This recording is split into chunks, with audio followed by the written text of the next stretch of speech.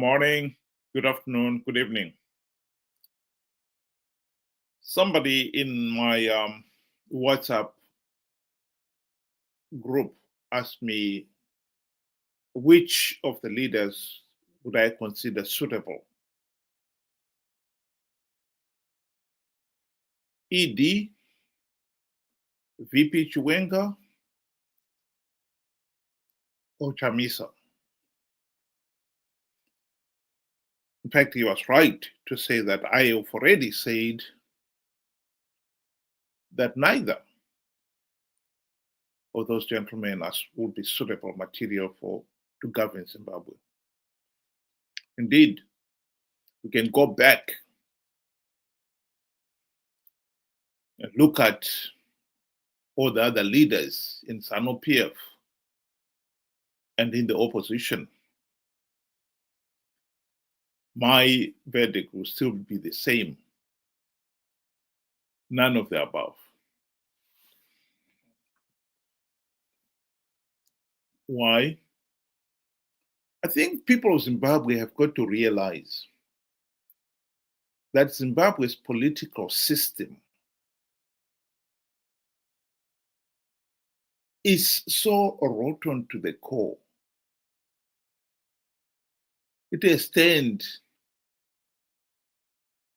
the whole political situation into a sewage pond. And you can fish all day and all night in a sewage pond. You will never catch quality fish. The whole political system in Zimbabwe is rotten.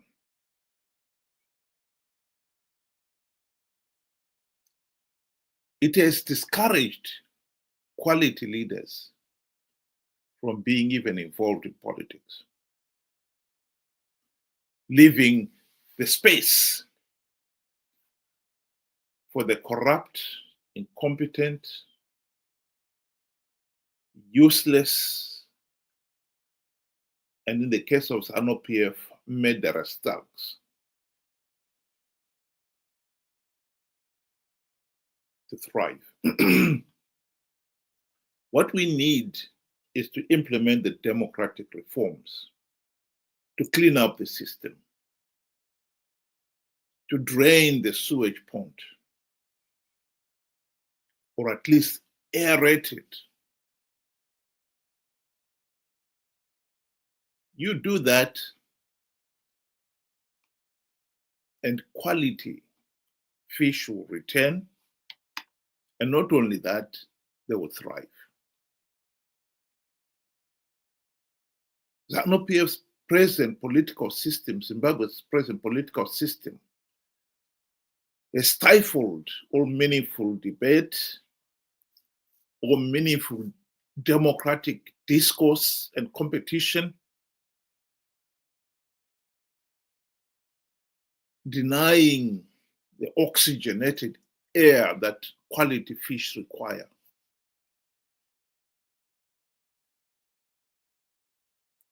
And in that poison political system, you can never get quality there.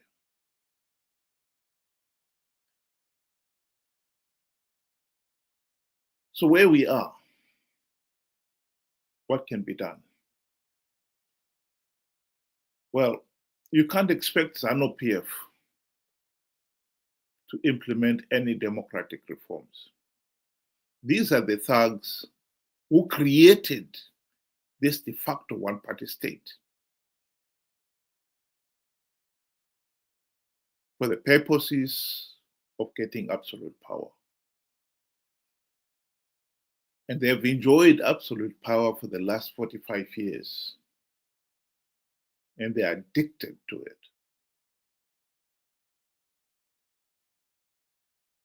The Zanu PF thugs are incapable of thinking of any situation in which somebody else other than Zanu PF ruling the country. That is the reality we're dealing with here. They have been used to absolute power, and they've abused it. And some of them have amassed a lot of wealth, and they're worried that they may lose that wealth. Some of them, along the way, have committed a lot of serious, heinous crimes. They've got a lot of skeletons in the basement, in the cupboards, mine shafts. They're really scared stiff of the prospect of somebody else coming into power and digging out those old skeletons. So anyone who thinks that Zanu PF can reform, can carry out the necessary reforms to drain the sewage pond, you can forget it. Zanu PF will never do it. The best thing Zanu PF is prepared to offer the nation is swapping one dictator for another, as happened in 2017. Yes, of course, they'll promise that they will stamp out corruption and hold free, fair, and credible elections, as Mnangagwa did in 2017 after the military coup. And they had absolutely no intention of carrying those out. We are seeing the same thing being reenacted again with VP Chiwenga now championing the fight to end corruption, Jigananda. Anyone who believes he will carry out those things is naive, to say the least. The other day, he is believed to have booted out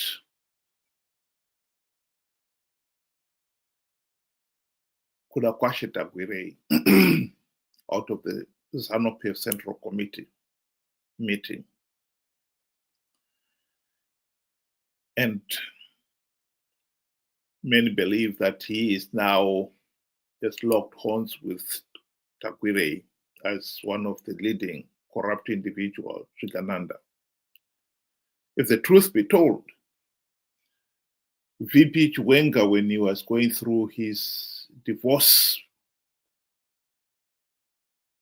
with one of his wives, he is the one who revealed that he got a Mercedes-Benz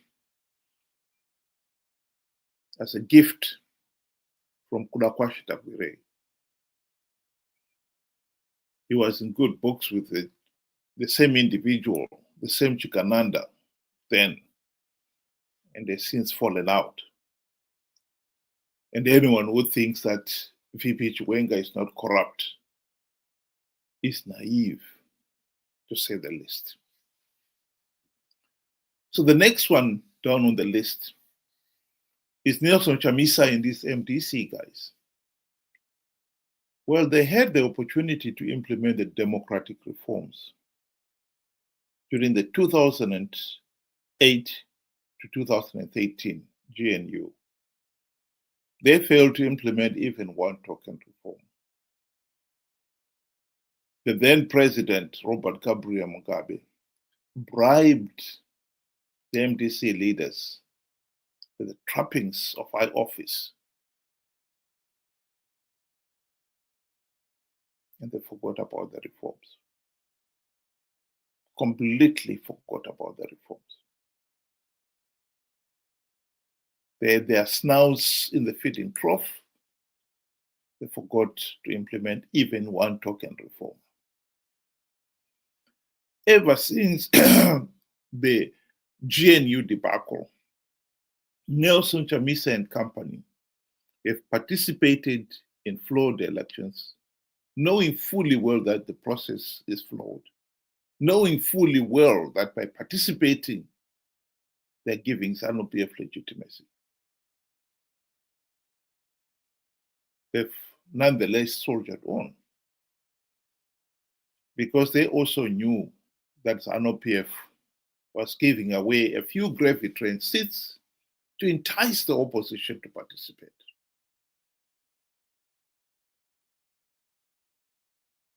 That is true. That is the reality.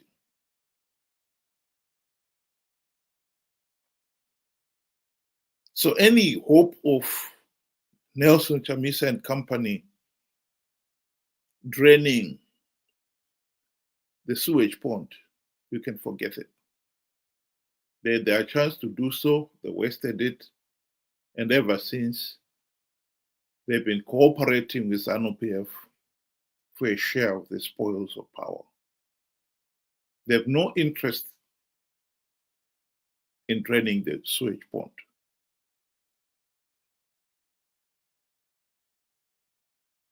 The third group is the Zimbabweans themselves. Well, if the truth be told, it took 20 years for the people of Zimbabwe to finally accept that the Zanu PF leaders, whom they considered the nation's liberators, were corrupt, incompetent, vote rigging, and murderous thugs. It took 20 years, from 1980 to the late 1990s, for many Zimbabweans to finally accept that political reality.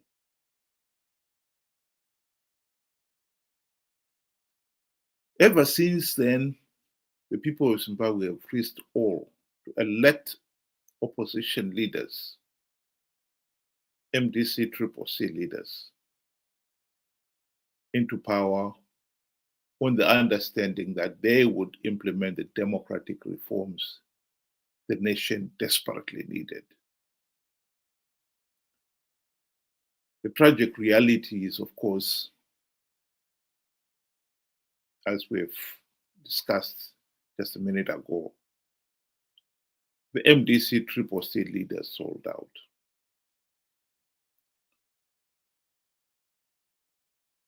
And unfortunately, millions of ordinary Zimbabweans have not realized what is going on. The penny has not dropped. It should have dropped by now. If these people were paying attention, they should realize that after 25 years of MDC-CCC on the political stage, Zanu PF is still able to blatantly rig the elections and get away with it, precisely because MDC-CCC leaders have failed to implement even one token reform, and have been conning people to participate in flawed elections to give Zanu PF legitimacy.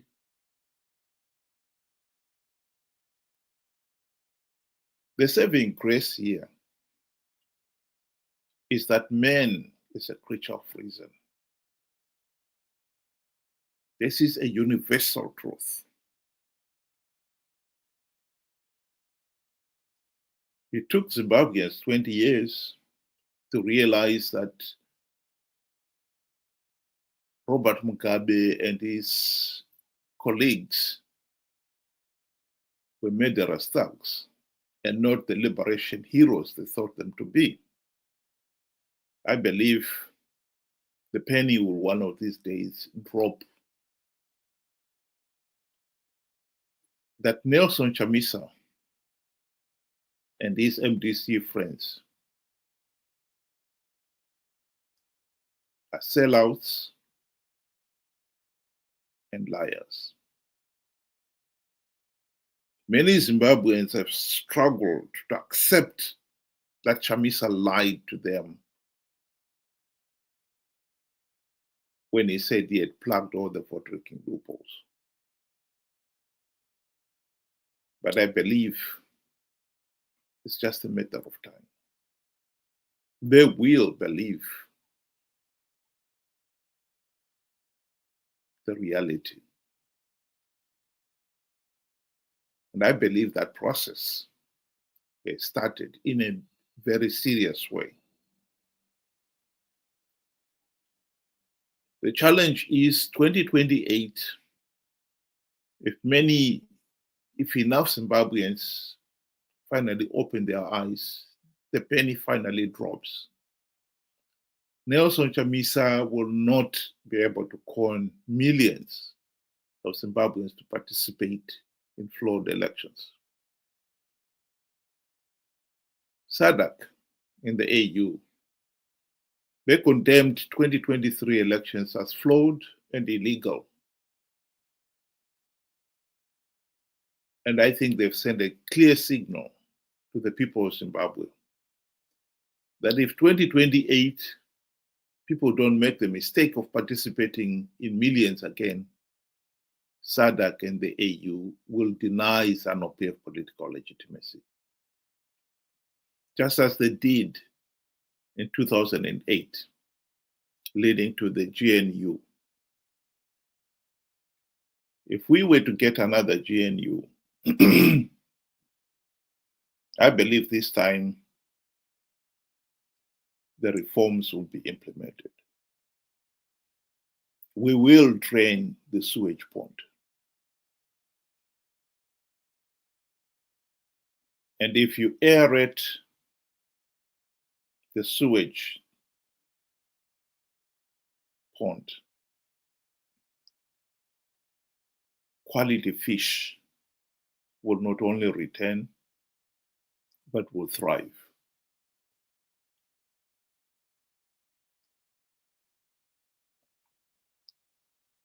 There will be quality leaders in Zimbabwe. We only need to create the environment to allow quality to rise to the top. Think about it. Thank you very much. Have a good day.